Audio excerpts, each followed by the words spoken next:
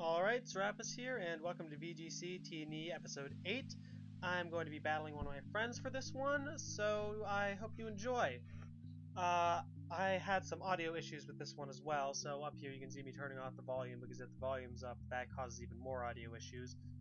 But fortunately I found a way to get around the audio issues, so you don't have to deal with another silent episode again. Up in the corner on the screen, I'm challenging my friend. I'm going to be using the Assault Vest Malamar team, because I really like that team. This is actually going to be the last episode where you get to see them. It is a VGC match like usual, and same team as always, but I don't know if you saw this in the first episode. I now have a, Granbull, which is a fairy type, and I also have it being defensively run. I believe there was an episode where I had it in a more offensive set, but now it is defensive. In the meantime, I'm just waiting for my friend to accept the challenge, and we're going to begin. As you can probably see, this is a longer episode, and you'll get to see why after the first battle. But most episodes after this should be the regular, slightly sub 10-minute length, anywhere from 6 minutes to 9 minutes. That's how long it's normally going to be. Anyhow, so I see his team. It's an interesting team, and his team actually teaches me a valuable lesson, which you're going to see.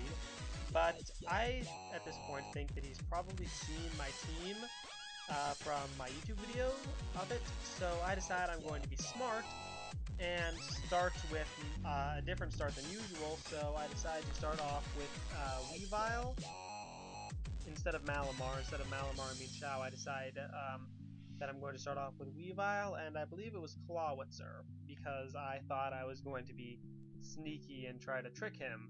Yeah, you get to see how well that one turns out. But of course I need Malamar and Mienshao in the back, just because that's how my team works. So anyhow, he starts off with his Gardevoir and his Gliscor, so I'm like, okay, this'll work. So I want to take down the Gliscor, so I double target it with Water Pulse, because that hits super effectively for a pretty decent amount of damage. Clawitzer's Life Orb plus Mega Launcher, it's definitely going to hurt, and I really want Gliscor to go down, so I decided to use Ice Shard as well, which from Weavile times 4 super effective hit.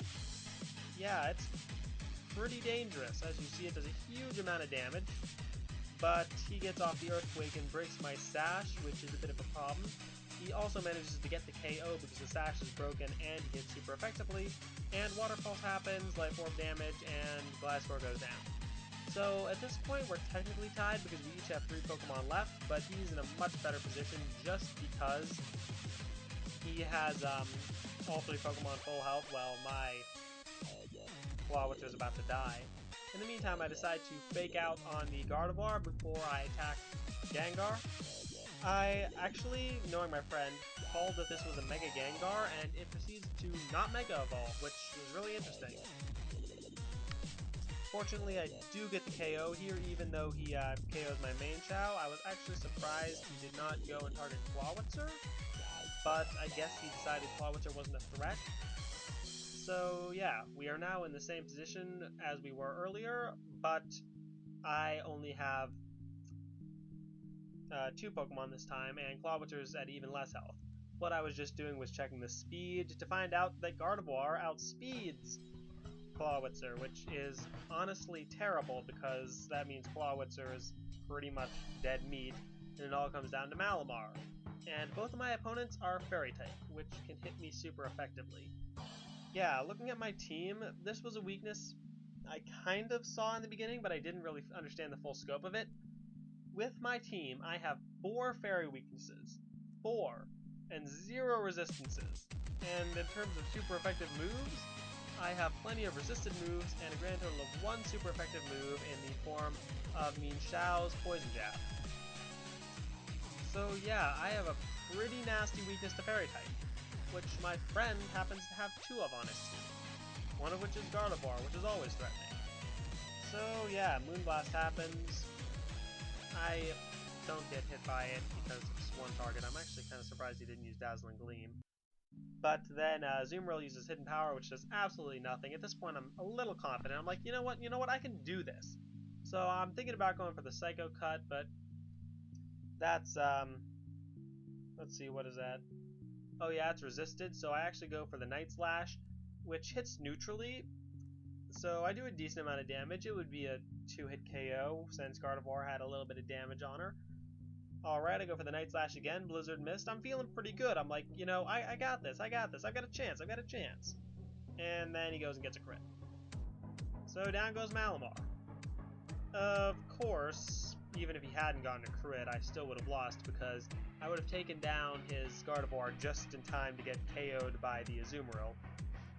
So at this point we decided to do a rematch. I basically asked for a rematch because I don't want to upload another loss after last time. And that's why this episode is long, because it is not just one match. Anyhow, we get to go with this team again, and since last time's mixing it up turned out so badly, I decided to go Dry Cut and Paste, bring Malamar and Mienshao as a start, Mega-Cham to back them up, and pick a third support Pokemon based on their team. This is when the realization that I have no way to counter fairies really sinks in, as I'm just looking at my 3 support Pokemon and I'm like, you know, I really don't have anything that can deal with that Gardevoir, because that Gardevoir is a massive threat. And my best wall, which is Intimidate Granbull, is a physical wall. And Fairy doesn't actually resist Fairy type, so Granbull would, for all intents and purposes, get mauled. He goes with the same start again, but it's proven to be quite the effective start, and I go with my cut and dry Malamar Mienshao start. Anyhow, it's imperative that I get a superpower up, because if I don't, my defense is pretty low. That's one of the main weaknesses of Saltfest Malamar, before I, of course, start out with a Fake Out. Right onto that Gardevoir, because, like I said, I cannot deal with that Gardevoir. So I get the superpower. It does basically nothing, because even though Gardevoir's defense isn't all that amazing, it is times 4 resisted a non-stab move. So yeah, I decided this time to go for the superpower on... what do I go for it on? Yeah, I go for it on the Fly Score before I decide to go and not actually use it on the Fly Score and use it on the Gardevoir. So I go for the U-turn just because I want to refresh my Fake Out and to get some nice damage on it. And, you know, I'm like, okay, I got this. I'm gonna get that superpower, and then I don't. Malamar goes down. So the entire crux of my team is just gone now. So yeah, that's a bit of an issue, but my team isn't entirely dependent on Malamar, as you'll see. Mega-Cham to the rescue. So I decide to go Mega Evolve and attack the Gardevoir, just because I really need that Gardevoir off the field, combined with the fact that I can hit Fly Score super effectively with the Waterfall. So I've got Stab on that, and since Clawitzer has the Life Orb and Mega Launcher, it does a pretty nice amount of damage, not to mention the Fly Score is weak to it, and it's a physically defensive Pokemon. So this turn actually works relatively well for me, as you're going to see. Let's wait for him to make his move, and then you can see exactly how it all plays out. Okay, so I Mega Evolve, even though it's resisted, I do manage to get the KO. Rock Slide doesn't do anything to Mega-Cham, it does very little to Clawitzer, and I get the KO there. So we are now even at 2-2, or at least that's what I thought at the time. I had completely forgotten about Mienshao. So at this point I'm like, okay, what am I going to do? Well, I decide I'm going to double target the Charizard, but then I'm like, you know what, that's a bad idea, so I decide to go for the Protect, because I call him double targeting my Mega-Cham. Before I decide to go for the Water Pulse on Charizard, I'm like, what if he Mega Evolves to Charizard? Why? Because I know Gengar's not his Mega, but then it turns out Gengar is his Mega.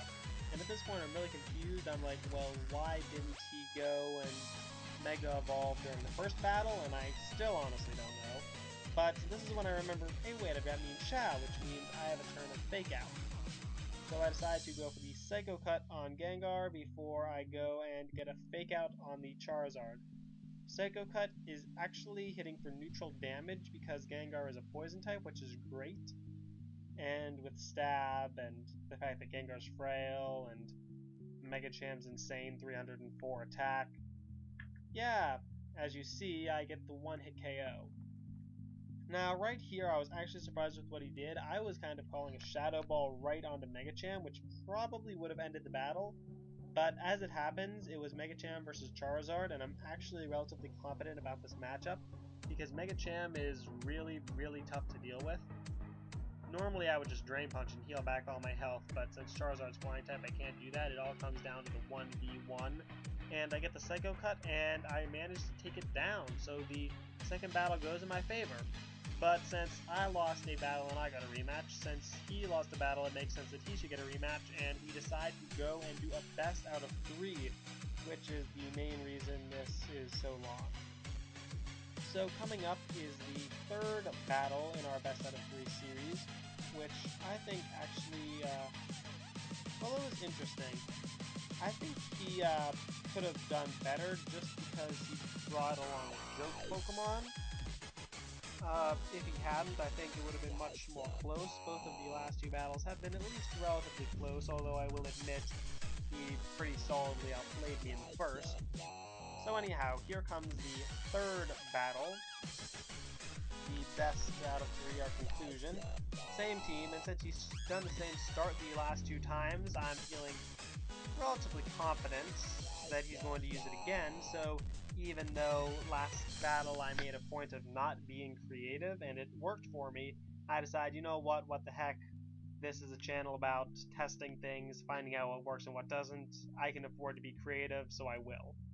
So I come up with a start meant to counter the Gardevoir and the Gliscor, so of course that has to go and involve Clawitzer. And I also want Mienshao just because it can use Fake Out. But of course, other than that, I definitely need my Mega-Cham, and Malamar, like I said, is the crux of the team. Which is, means it's pretty pivotal to bring. Very important. As you can see, we're having a nice little conversation. We've had nice little conversations in our previous ones. If you get a Showdown account, I highly recommend battling with friends because it's always nice to go and see what happens. So he doesn't actually start like I think he does, like I thought he would. Anyhow, I decided to go for the Water Pulse on Gengar right before going for the Fake Out on Ninjask, because you know what?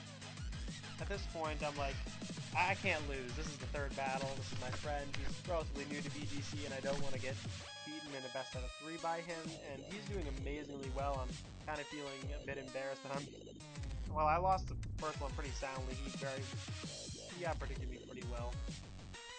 Anyhow, I actually get a bit lucky here, as Water Pulse confuses Gengar. And that is actually pretty rare, but even more lucky is the fact that, as you'll see, he proceeds to hurt himself in confusion, which allows me to take down the Gengar without it actually damaging any of my Pokemon. Over on the side, I go for the Acrobatics just to get rid of Ninjask. And here's the thing, this battle would have been really interesting if he hadn't brought the Ninjask. The Ninjask was a bit of a joke Pokemon with Solar Beam.